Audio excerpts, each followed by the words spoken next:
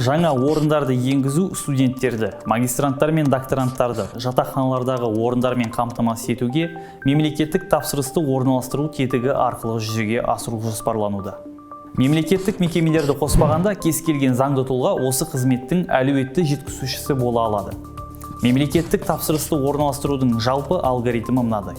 Жер учаскесіне немесе реконструкция жасалатын объектіге құқық белгілейтін және сәйкестендіру құжаттарын қоса бере отырып, операторға өтінім беру, үш жақты алдын ала шарт жасасу, жатақхананы өз қаражаты есебінен пайдалануға беру үшін қажетті іс-шараларды жүзеге асыру, ғимараттың нысаналы мақсатының өзгермейтіндігіне кемінде 20 жылға дейін ауыртпалықтарды тіркеу, мемлекеттік сатып алу порталында конкурстық рәсімдерсіз мемлекеттік тапсырысты орналастыру туралы шарт жасасу, іске асырғаны үшін 8 жыл бойы 144 айлық есептік көрсеткішке дейін төлемдер алу.